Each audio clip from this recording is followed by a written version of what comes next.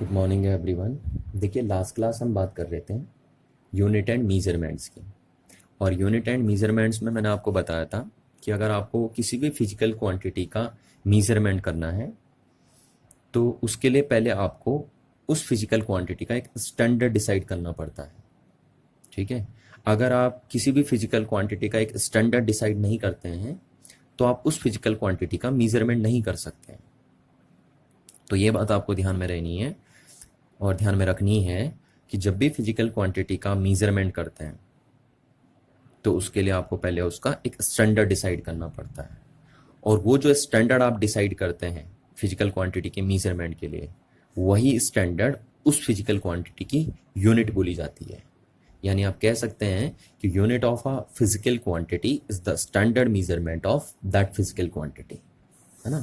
आप ये कह सकते हैं। देखिए, जो यूनिट है ना आपकी, unit of a physical quantity, वो क्या चीज़ है? Unit of a physical quantity is the standard measurement of the physical quantity. ठीक है। तो किसी भी फिजिकल क्वांटिटी की जो यूनिट होती है वो उस फिजिकल क्वांटिटी का एक स्टैंडर्ड मीजरमेंट होता है। ये बात आपको मैंने लास्ट क्लास में बता दी थी, तो आपको आई होप ये बातें याद होनी चाहिए, है ना, ये बात जो मैंने आपको बताई थी। चलिए, और नेक्स्ट एक बात मैंने आपको और बताई थी कि किसी भी फिजिकल क्वांटिटी का जो मीज़रमेंट किया जाता है वो उस फिजिकल क्वांटिटी को उसकी यूनिट के साथ कंपैरिजन करके ही किया जाता है ना। यानी आपको किसी भी फिजिकल क्वांटिटी का जो मीज़रमेंट करना है वो आप कैसे करेंगे? वो आप उस फिजिकल क्वांटिटी को उसकी यूनिट के साथ कंपैरिजन करके करेंगे।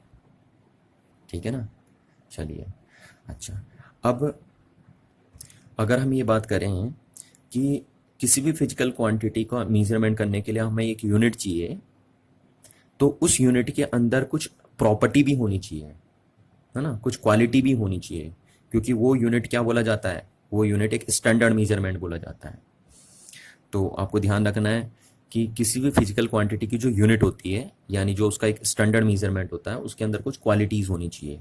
और उन क्वालिटीज़ को हम क्या बोलते थे? हम बोलते थे कैरेक्टरिस्टिक्स ऑफ यूनिट। ठीक है। कैरेक्टरिस्टिक ऑफ यूनिट बोल दीजिए या कैरेक्टरिस्टिक ऑफ स्टैंडर्ड मीजरमेंट बोल दीजिए, बात एक ही है, स्टैंडर्ड मीजरमेंट। ठीक है, क्योंकि यूनिट क्या होता है कि स्टैंडर्ड मीजरमेंट ही तो होता है। चलिए, तो किसी भी यूनिट के अंदर क्या क्या क्वालिटीज़ होनी चाहिए, क्या क्या कैरेक्टरिस्टिक होनी चाहिए, वो भी हमने आपको बताई थी कि it should be well defined, it should be convenient in size. Third हमने बताया था आपको it should not change with a time. Fourth हमने बताया था आपको it should be easily reproducible. Next बात हमने करी थी कि it should not affected by changing the physical condition such as pressure, temperature etcetera. And next thing था आपका कि it should be internationally acceptable. किसी भी फिजिकल क्वांटिटी की जो यूनिट है वो इंटरनेशनली एक्सेप्टेबल होनी चाहिए। और लास्ट बात हमने करी थी कि it should be easily accessible, है ना। किसी भी फिजिकल क्वांटिटी की जो यूनिट है वो इजीली एसेसिबल हो जानी चाहिए। चलिए, तो ये बातें हमने करी थी।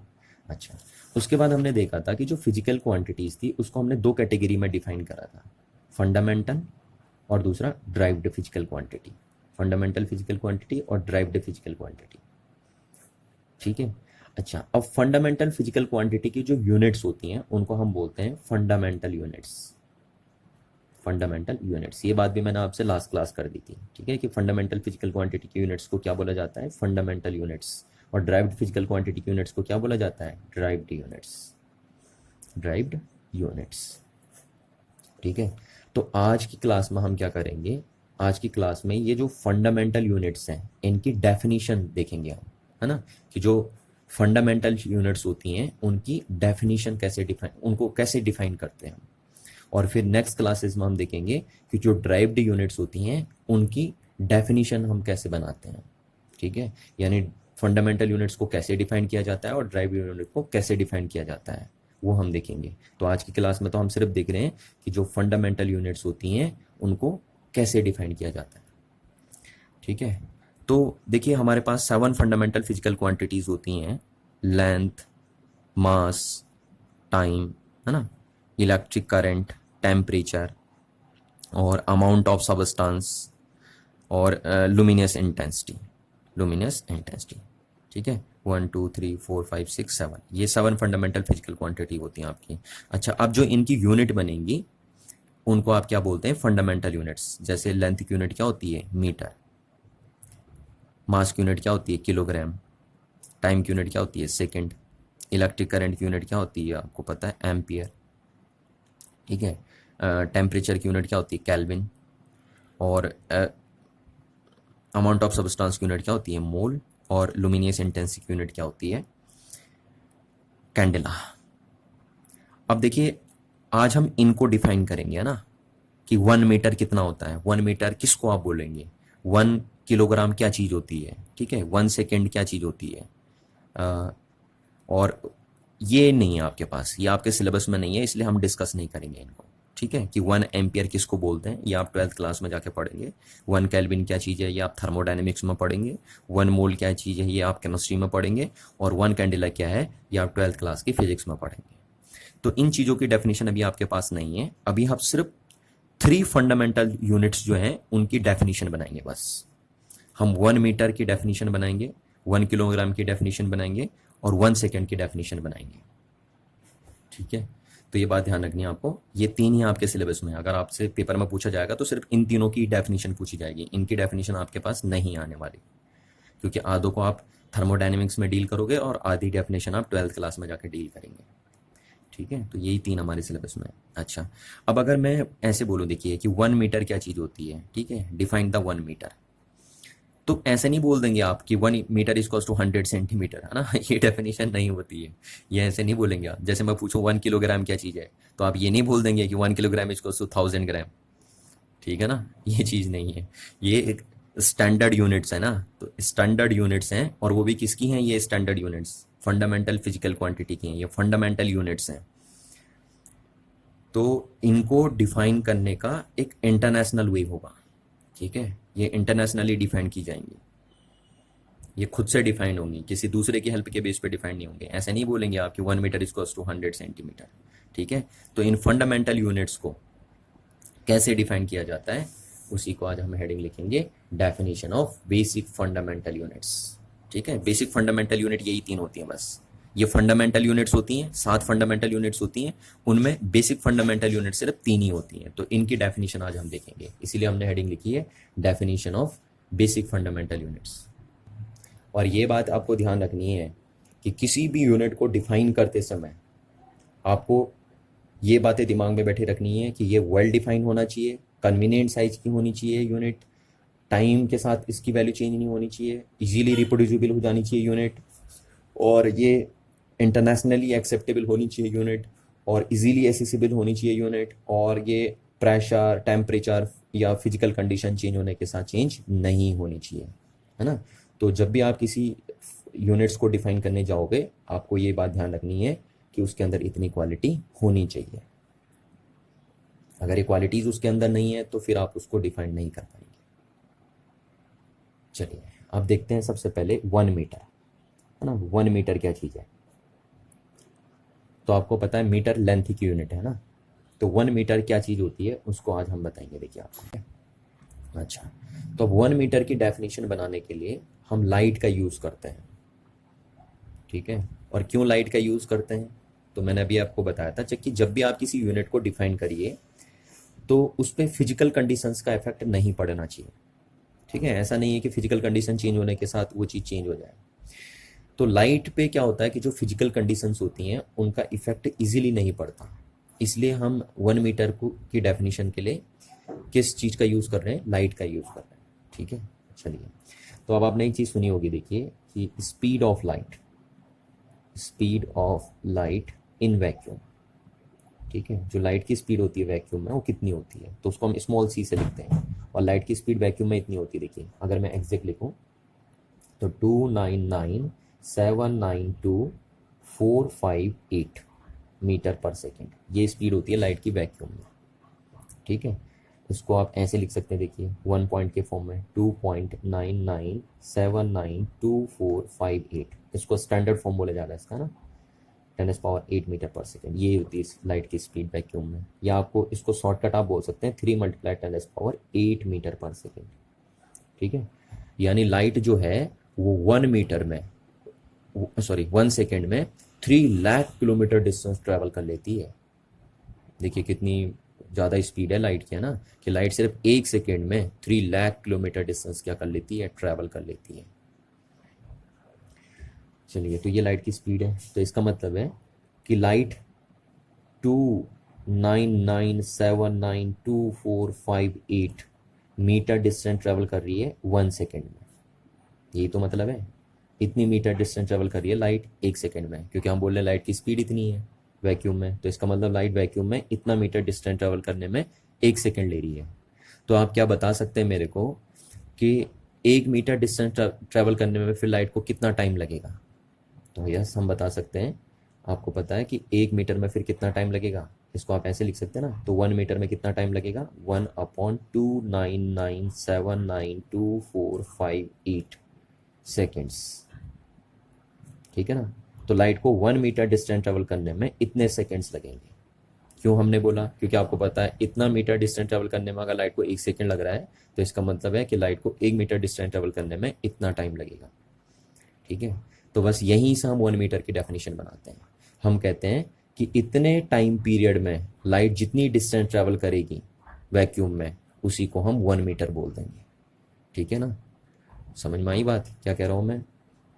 कि इतने टाइम इंटरवल में लाइट जो डिस्टेंस ट्रैवल करेगी वैक्यूम में, उसी को हम क्या बोलते हैं, 1 मीटर बोलते हैं। चलिए, तो 1 मीटर की डेफिनेशन यहाँ से बनाएंगे हम कि it is the SI unit of length. SI unit of length, ये तो आपको पता ही है, तो मैंने प्रीवियस क्लास में भी बता दिया था, है ना। एंड 1 मीटर क्या चीज़ है? 1 मीटर इज डिफाइन एज, कैसे डिफाइन किया आपने? Define as the length of the path travelled by light in vacuum during a time interval. कितने टाइम इंटरवल में? The time interval 1/299792458 of a second. ठीक है ना। तो ये बात आपको क्लियर हो जानी चाहिए कि लाइट इतने टाइम पीरियड में जितनी डिस्टेंस ट्रेवल करेगी, उसी डिस्टेंस को आप 1 मीटर बोलते हैं। ठीक है। और लाइट इतने टाइम पीरियड में जो डिस्टेंस ट्रेवल करेगी वो इजीली अफेक्टेड नहीं होगी, है ना। इस पे फिजिकल कंडीशंस का कोई इतना जल्दी इफेक्ट नहीं पड़ेगा। इसलिए ये चीज़ हमेशा क्या रहेगी, एक स्टैंडर्ड मेजरमेंट के फॉर्म में रहेगी आपको, तभी तो आप इसको यूनिट बोल लेना। ठीक है। तो ये बात आपको ध्यान हो जानी चाहिए यहाँ से कि 1 मीटर की डेफिनेशन कैसे डिफाइन की जाती है, या 1 मीटर को कैसे डिफाइन किया जाता है। चलिए, अब नेक्स्ट डेफिनेशन बनाते हैं हम 1 किलोग्राम की। ठीक है, कि 1 किलोग्राम क्या चीज़ है, 1 किलोग्राम को कैसे डिफाइन किया जाता है। ठीक है। तो देखिए, हम ऐसे नहीं बोल देंगे कि जैसे मैंने आपसे बोल दिया कि भैया ये एक पत्थर ले लीजिए और इसको आप 1 किलो मान लीजिए। ठीक है। ये जो स्टोन मैंने ले लिया है किसी भी साइज का, कि इसको हम 1 किलो बोल देंगे आज से। ठीक है, यही 1 किलो है। ऐसा नहीं होगा।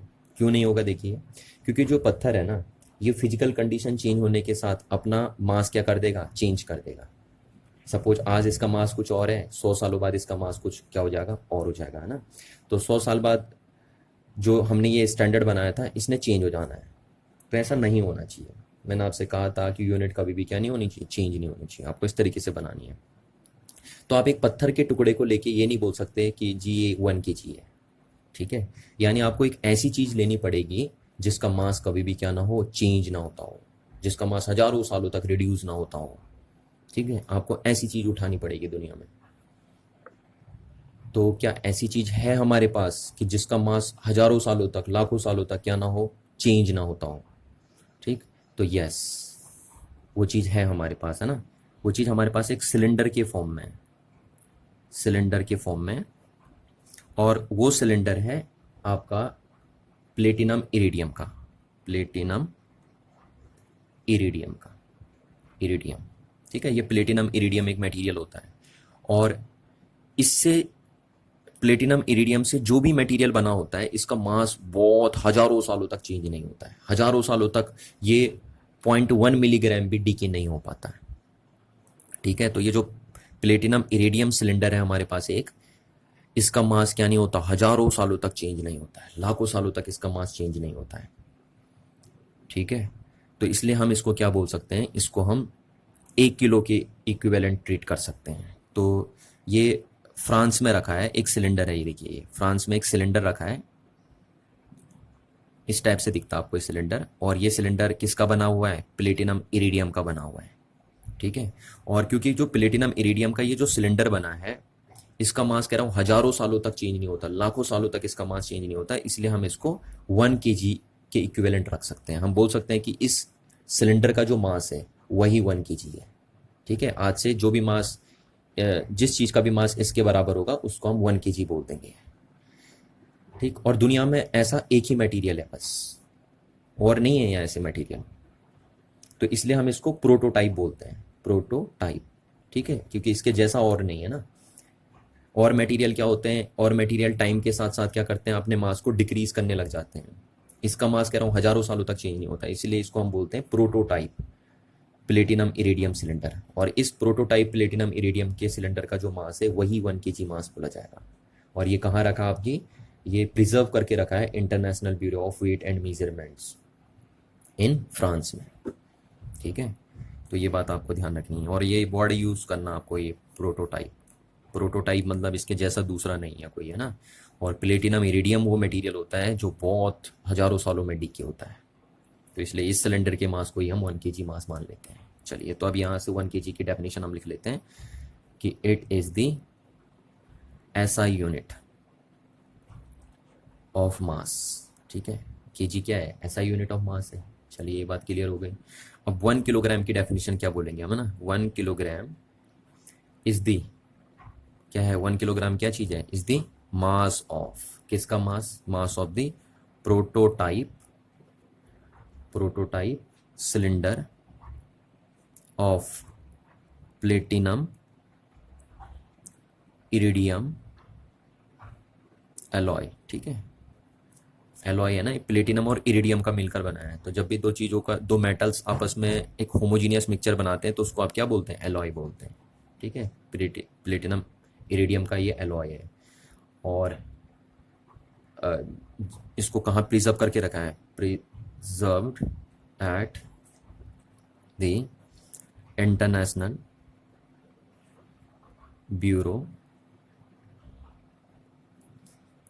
Of weights and measures. ठीक है, ये फ्रांस में है कमेटी, मीजर्स इन फ्रांस, ये फ्रांस में एक कमेटी यही डिसाइड करती है कि हमारी यूनिट्स क्या होनी चाहिए। ठीक है, यही कमेटी डिसाइड करती है, international bureau of weight and measures, कि हमारी जो यूनिट्स हैं उनको डिफाइन कैसे किया जाएगा। चलिए, तो इतनी बात आपको क्लियर हो जानी चाहिए। ठीक है ना। तो ये जो प्लेटिनम इरिडियम टाइप सिलेंडर रखा है एक फ्रांस में, इसका जो मास होगा उसी को हम 1 kg बोलते हैं।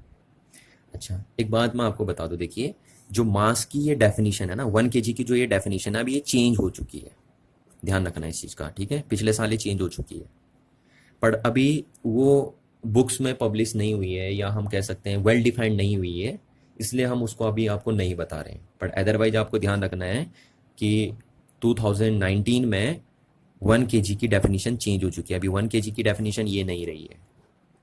ठीक है, क्योंकि इस प्लेटिनम इरिडियम के मटेरियल ने अपना मास हल्का सा क्या कर दिया है, रिड्यूस कर दिया है, तो इसलिए अब 1 kg की डेफिनेशन ये नहीं होगी। 1 kg की डेफिनेशन कुछ साइंटिस्ट ने और बना दी है ना। पर कह रहा हूँ मैं, वो अभी आपको क्यों नहीं बता रहा हूँ, क्योंकि वो अभी वो वेल डिफाइंड नहीं हुई है। पर आपको ध्यान रखनी है बात कि 2019 में 1 kg की डेफिनेशन चेंज हो चुकी है। चलिए, डिफाइन करते हैं 1 सेकेंड को। ठीक है, कि 1 सेकेंड को किस तरीके से डिफाइन किया जाता है, 1 सेकेंड। और ये 1 सेकेंड होता क्या है, तो आपको पता है सेकेंड क्या है, टाइम की यूनिट है ना। तो अब 1 सेकेंड को डिफाइन करने के लिए हम 2 टर्मिनोलॉजी यूज़ करेंगे, और वो टर्मिनोलॉजी क्या है, देखिए, पहली चीज़ तो हम यूज़ करेंगे ओसिलेशन का। ठीक है, ओसिलेशन, जिसको आप पीरियड भी बोलते हैं, ओसिलेशन बोल दीजिए, पीरियड बोल दीजिए, बात एक ही है। और दूसरा हम यूज़ करेंगे सीजियम 133 एटम। देखिए, सीजियम का सिर्फ यही एटम यूज़ करना है आपको, और कोई एटम यूज़ नहीं करना है 1 सेकेंड की डेफिनेशन के लिए, क्योंकि देखिए सीजियम जो सीजीएम क्या, कोई भी एटम होता है ना उसके आइसोटोप्स भी होते हैं, है ना। तो आपको सिर्फ यही वाला आइसोटोप यूज करना है सीजीएम का। और क्यों सीजीएम एटम, और सीजीएम के एटम का भी यही आइसोटोप क्यों यूज करना है 1 सेकेंड को डिफाइन करने के लिए, उसकी बात मैं अभी आपसे करूंगा। समझ में आ रही ना बात, कि सीजीएम एटम ही क्यों सेलेक्ट करते हैं 1 सेकेंड को डिफाइन करने के लिए, और सीजीएम एटम के अंदर भी सीजीएम का यही वाला आइसोटोप क्यों। चलिए, तो उसकी बात अभी मैं कर लूंगा। फिलहाल आपको अभी देखना है कि ये दो टर्मिनोलॉजी आप यूज करेंगे 1 सेकेंड की डेफिनेशन के लिए। चलिए, तो पहले ऑसिलेशन को समझ लेते हैं। देखिए ऑसिलेशन क्या है, या पीरियड, है ना। एक पार्टिकल सपोज यहाँ से चलना शुरू किया, ये गया ये गया ये गया और ये यहाँ पे आ गया, यानी अपनी ओरिजिनल पोजीशन पे वापस आ गया। तो जब एक पार्टिकल अपनी ओरिजिनल पोजीशन एक्वायर कर लेता है तो हम बोल देते हैं उसने एक ऑसिलेशन कंप्लीट कर लिया है। ठीक है, तो जैसे देखिए यहाँ से चला, ये हो गया एक ऑसिलेशन, ये हो गया कितना 2 ऑसिलेशन, ये हो गए 3 ऑसिलेशन। तो आपको पता चल गया एक ऑसिलेशन किसको बोलते हैं ना, या पीरियड भी हम इसे बोल सकते हैं कि 3 पीरियड कंप्लीट कर लिया हमने यहाँ पे। या देखिए ये भी कर सकते हैं आप, यहाँ से एक सपोज एक पार्टिकल है, ये यहाँ गया पहले और फिर वापस आ गया यहाँ पे, तो हम कहते हैं इसने एक ऑसिलेशन कंप्लीट कर लिया। अब जैसे एक देखिए ये गया यहाँ फिर आया, 1 ऑसिलेशन कंप्लीट हो गया, 2 ऑसिलेशंस कंप्लीट हो गए, 3 ऑसिलेशंस कंप्लीट हो गए, देखिए, है ना, या 3 पीरियड्स कंप्लीट हो गए। तो पीरियड या ऑसिलेशन क्या चीज़ होती है वो आपको क्लियर हो गया। अच्छा, अब हम बात करते हैं सीजियम 133 एटम की, कि सीजियम 133 एटम को ही क्यों सेलेक्ट करते हैं 1 सेकेंड को डिफाइन करने के लिए। तो देखिए इसका रीज़न क्या है, कि दुनिया में जितने भी एटम्स हैं उनमें सिर्फ सीजियम एटम ही ऐसा है जिसके इलेक्ट्रॉन बहुत जल्दी एक्साइटेड हो जाते हैं, है ना। यानी अगर हल्की सी भी एनर्जी सप्लाई की जाए सीजियम के इलेक्ट्रॉन्स को तो बहुत जल्दी एक्साइटेड लेवल में पहुंच जाते हैं। तो दुनिया में सिर्फ एक यही एटम ऐसा है सीजियम 133 एटम जिसके इलेक्ट्रॉन बहुत रैपिडली एक्साइटेड हो जाते हैं, और इसीलिए 1 सेकेंड की डेफिनेशन के लिए हम सीजियम 133 एटम्स का यूज़ करते हैं। चलिए, तो ये तो बात हुई कि सीजियम 133 एटम का ही सिलेक्शन क्यों, है ना। अच्छा, अब बात करते हैं एटम की। देखिए सीजियम का एटम क्या, किसी भी चीज़ का एटम हो वो कैसे दिखता है आपको, आपने बोर थ्योरी में पढ़ा होगा कि एक एटम के पास 2 टाइप के चार्जेस होते हैं, पॉजिटिव चार्ज और नेगेटिव चार्ज। और जितना भी पॉजिटिव चार्ज एक एटम में होता वो सब उसके न्यूक्लियस में बंद होता है, और जितने भी नेगेटिव चार्जेस होते हैं एक एटम के पास उनको हम इलेक्ट्रॉन बोलते हैं, और ये इलेक्ट्रॉन डिफरेंट ऑर्बिट्स में न्यूक्लियस के अराउंड क्या करते रहते हैं, रिवॉल्व करते रहते हैं। ये चीज़ आपने पढ़ी होगी ना, बोर थ्योरी में पढ़ी होगी आपने केमिस्ट्री में। ठीक है, अच्छा, अब जब इलेक्ट्रॉन इन ऑर्बिट्स में रिवॉल्व करते हैं जिनको आप स्टेशनरी ऑर्बिट बोलते हैं, तो इनके पास एक डेफिनिट एनर्जी होती है, और उस एनर्जी की कैलकुलेशन हम इस फॉर्मूले से करते हैं, -13.6 अपॉन n² इलेक्ट्रॉन वोल्ट। शायद आपने केमिस्ट्री में सुना होगा, है ना, जहाँ पे n क्या है, नंबर ऑफ ऑर्बिट्स। तो ध्यान रखिए इस बात का, चाहिए आपको चलो ये फॉर्मूला याद है या नहीं है उससे कोई मैटर नहीं कर रहा, आपको सिर्फ इतना समझना है कि जो इलेक्ट्रॉन्स होते हैं जो न्यूक्लियस के अराउंड स्टेशनरी ऑर्बिट में रिवॉल्व कर रहे हैं उनके पास एक डेफिनिट एनर्जी होती है। ठीक है, तो इसका मतलब हम ये भी बोल सकते हैं कि जब इलेक्ट्रॉन्स के पास एक डेफिनिट एनर्जी है तो इसका मतलब इस एटम के पास एक डेफिनिट एनर्जी है ना। और देखिए एक इलेक्ट्रॉन नहीं है इस एटम के अंदर, बहुत सारे इलेक्ट्रॉन हैं, और हर इलेक्ट्रॉन के पास अगर डेफिनिट एनर्जी है तो ऐसे ही बहुत सारे इलेक्ट्रॉन है तो बहुत सारी डेफिनिट एनर्जी इसके अंदर बन जाएंगी एटम के अंदर। तो इस तरीके से हम कह सकते हैं कि एक एटम के अंदर बहुत सारे एनर्जी के लेवल्स होते हैं। ठीक है, बहुत सारे एनर्जी के लेवल्स होते हैं एक एटम के अंदर, और वो लेवल्स इस टाइप से हम यहाँ पे डेमोन्स्ट्रेट कर देते हैं। देखिए क्या कहा मैंने, एक एटम के अंदर बहुत सारी एनर्जी के क्या होते हैं, लेवल्स होते हैं। तो जिन लेवल्स के पास एनर्जी कम होती है एटम के अंदर, वो एनर्जी के लेवल जिनके पास एनर्जी कम होती है उनको हम बोल देते हैं ground state energy levels. Ground state energy levels, ये बात ध्यान रखिए आप, है ना। तो ग्राउंड स्टेट एनर्जी लेवल्स क्या हैं, ये एटम के अंदर वो एनर्जी के लेवल्स हैं जिनकी एनर्जी कम होती है। अच्छा, फिर उसके बाद एटम के अंदर कुछ लेवल्स ऐसे भी होते हैं, एनर्जी के लेवल्स ऐसे भी होते हैं जिनकी एनर्जी ज़्यादा होती है। ठीक है, तो उनको हम एक साथ रख देते हैं और उनको हम बोलते हैं excited state energy levels. Energy levels ये हो गए। देखिए, तो एटम के अंदर दो तरीके के एनर्जी लेवल्स मिलते हैं commonly, excited state energy levels और ग्राउंड स्टेट एनर्जी लेवल। इनकी एनर्जी ज़्यादा होती है, इनकी एनर्जी कम होती है। अच्छा, अब अगर आपसे कोई पूछे कि एक एटम के अंदर कितने एनर्जी के लेवल्स होते हैं, तो आप कहेंगे sir there are infinite energy levels inside an atom, है ना। इनफाइनाइट एनर्जी के लेवल्स होते हैं, कोई लिमिट नहीं होती इनकी, अपर में चलते जाते हैं। तो ये एनर्जी, इधर कोई एनर्जी चल रही है, यहाँ एनर्जी कम है, यहाँ एनर्जी ज़्यादा है, ठीक है। अच्छा, अब आपको दिख रहे हैं कि ग्राउंड स्टेट में भी बहुत सारे एनर्जी के लेवल्स हैं। ये देखिए, ग्राउंड स्टेट में भी बहुत सारे एनर्जी के लेवल्स हैं। तो इन लेवल्स को बोलते हैं हाइपर फाइन लेवल्स। क्या बोलते हैं? हाइपर फाइन लेवल्स, ठीक है। और क्योंकि ग्राउंड स्टेट के हाइपर फाइन लेवल हैं, तो इनका पूरा नाम हो जाएगा ground state hyper fine levels, ठीक है। और ये क्या बोले जाएंगे? Excited state hyper fine levels. ये देखिए, एक्साइटेड स्टेट में भी हाइपर फाइन लेवल्स होते हैं, इनको बोलते हैं हाइपर फाइन लेवल्स ही। तो ये excited state hyper fine levels हो गए और एक ground state hyper fine levels हो गए, ठीक है। अच्छा, अब नॉर्मली अगर हम देखें तो जो एटम के अंदर इलेक्ट्रॉन्स होते हैं वो ग्राउंड स्टेट एनर्जी में रहते हैं, ग्राउंड स्टेट एनर्जी लेवल्स में रहते हैं। ये इलेक्ट्रॉन जनरली एटम के अंदर कहाँ रहते हैं? ग्राउंड स्टेट एनर्जी में रहते हैं।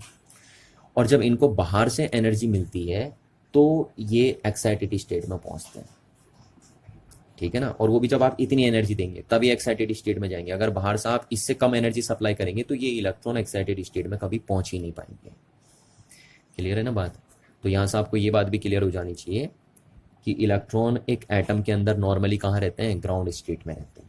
चलिए, अच्छा, अब सपोज कोई इलेक्ट्रॉन यहाँ पे है इस हाइपरफाइन लेवल में, ग्राउंड स्टेट के इस हाइपरफाइन लेवल में कोई इलेक्ट्रॉन सपोज, है ना। अब इसको थोड़ी सी एनर्जी मिली, ये पहुंचा इस लेवल में, और फिर वो अगर एनर्जी लूज कर देता तो फिर दोबारा यहीं आ जाएगा, आएगा नहीं आएगा? तो हम कहते हैं इस इलेक्ट्रॉन ने 2 hyperfine levels of ground state में एक ऑसिलेशन कंप्लीट कर लिया है, ठीक है। ये देखिए ऐसे। तो ऐसी अगर एक इलेक्ट्रॉन 9,192,631,770 ऑसिलेशंस कंप्लीट कर लेता है इन दो हाइपरफाइंस लेवल्स के बीच में, तो हम कहते हैं कि इतने ऑसिलेशन कंप्लीट करने में जो टाइम लगेगा वही टाइम 1 सेकेंड बोला जाएगा। क्लियर है बात? तो ये बात आपको समझनी है। थोड़ा सा देखिए कॉम्प्लिकेटेड जरूर है पर आपको समझ में आनी चाहिए। देखिए क्या कह रहा हूं मैं आपसे कि अगर एक इलेक्ट्रॉन, या आप रेडिएशन भी बोल सकते हैं यहाँ पे, है ना, क्योंकि इलेक्ट्रॉन ऑसिलेट कर रहा है तो भैया किसके हेल्प के बेस पे कर रहा है? एनर्जी की हेल्प के बेस पे कर रहा है ना। और वो एनर्जी उसको कहाँ से मिलती है? रेडिएशन के फॉर्म में मिलती है। तो यहाँ पे हम ये भी बोल सकते हैं, देखिए, कि इलेक्ट्रॉन ऑसिलेट कर रहा है या रेडिएशन ऑसिलेट कर रहा है, ठीक है। दोनों टर्मिनोलॉजी इक्वली वैलिड है। तो अगर देखिए हम क्या बोलते हैं कि एक रेडिएशन, या रेडिएशन बोल दीजिए, इलेक्ट्रॉन बोल दीजिए, तो एक इलेक्ट्रॉन अगर ग्राउंड स्टेट के 2 हाइपरफाइन लेवल्स के बीच में इतने ऑसिलेशन कंप्लीट कर लेता है तो हम बोल देते हैं 1 सेकेंड हो गया है, ठीक है ना। यानी एक इलेक्ट्रॉन को 2 hyperfine levels of ground state के बीच में इतना ऑसिलेशन कंप्लीट करने में जो टाइम लगेगा उसी टाइम को हम 1 सेकेंड बोलते हैं। तो समझ जाइए, देखिए कितनी प्रिसाइज डेफिनेशन है, बहुत ही ज़्यादा प्रिसाइज डेफिनेशन है ये 1 सेकेंड की, ठीक है ना। और ये कितने ऑसिलेशन है? 9,192,631,770। क्लियर है ना बात ये? चलिए, तो पहले मैं इसकी डेफिनेशन लिख लेता हूँ, देखिए तब आपको ज़्यादा समझ में आ जाएगी, ठीक है। 1 सेकेंड की डेफिनेशन हम लिख लेते हैं। देखिए 1 सेकेंड, तो 1 सेकेंड क्या है? It is the SI unit of time, ठीक। अच्छा, ऐसा यूनिट ऑफ टाइम है। अच्छा, अब 1 सेकेंड को कैसे डिफाइन करेंगे आप? देखिए 1 सेकेंड इज द ड्यूरेशन, ठीक है ना। ये वो टाइम है, देखिए, इज द ड्यूरेशन ऑफ, कौन सा ड्यूरेशन? जिसमें 9,92,192,631,770 ओसिलेशंस या पीरियड्स, है ना, of the radiation corresponding to the transition between two hyperfine labels of the ground state of the cesium 133 atom. देखिए थोड़ा अजीब सी डेफिनेशन है बट है बड़ी आसान, देखिए ना, अगर आप समझ सकते हैं थोड़ा सा तो। देखिए यहाँ पे जो मैं वर्ड यूज कर रहा हूँ, मैं बार बार आपसे कह रहा हूँ रेडिएशन बोल दीजिए, इलेक्ट्रॉन बोल दीजिए, क्योंकि इलेक्ट्रॉन को कौन ऑसिलेट करवाएगा? रेडिएशन नहीं तो ऑसिलेट करवाएगा ना। जब ये इलेक्ट्रॉन यहाँ से एनर्जी लेगा रेडिएशन के फॉर्म में, तभी तो ये यहाँ जाएगा, और फिर जब ये इलेक्ट्रॉन यहाँ से नीचे कूदेगा तो जितना भी रेडिएशन इसने एब्जॉर्ब करा था उसको ये बाहर निकाल देगा। तो आप ये बोल सकते हो कि यहाँ रेडिएशन ऑसिलेट कर रहा है, रेडिएशन मतलब लाइट ऑसिलेट कर रही है या इलेक्ट्रॉन ऑसिलेट कर रहा है। तो दोबारा मैं एक बार बता देता हूँ आपको लास्ट में। देखिए 1 सेकेंड वो टाइम पीरियड होता है जिस टाइम पीरियड में रेडिएशन सीजियम एटम के दो हाइपरफाइन लेवल्स के बीच में 9,192,631,770 ऑसिलेशन कंप्लीट कर लेता है। ठीक है, तो आई होप आप इससे ये बात समझने की कोशिश करेंगे। थोड़ा सा अजीब सी है बट समझ सकते हैं आप आराम से। चलिए, तो ये तो हमने 3 फंडामेंटल यूनिट्स की डेफिनेशन बना दी है ना, कि 3 फंडामेंटल यूनिट्स जो होती हैं उनको कैसे डिफाइन किया जाता है, और ये आपसे पेपर में पूछी जा सकती है, ध्यान रखना आपसे, है ना। बाकी जो रिमेनिंग 4 फंडामेंटल यूनिट्स हैं उनको, वो आपके सिलेबस में नहीं होंगे, वो आप 12th में पढ़ेंगे या जब आप आगे जाके सेकंड बुक में थर्मोडायनेमिक्स पढ़ेंगे वहाँ पढ़ेंगे आगे, है ना। जैसे 1 केल्विन की डेफिनेशन आप थर्मोडायनेमिक्स में पढ़ लेंगे, और बाकी जो 1 एम्पियर 1 कैंडेला और 1 मोल है उनकी डेफिनेशन आप 12th क्लास की फिजिक्स में पढ़ेंगे, या 1 मोल की डेफिनेशन तो आपने केमिस्ट्री के अंदर भी पढ़ ली होगी। ठीक है, पर जो कैंडेला है और एम्पियर उसकी डेफिनेशन आप 12th क्लास की फिजिक्स में करेंगे। चलिए, तो आज के लिए इतना ही करते हैं, और आई होप आपने इन डेफिनेशनों को समझने की पूरी कोशिश करेंगे, आप इन डेफिनेशन को समझने के लिए, है ना। चलिए, तो थैंक यू एवरीवन।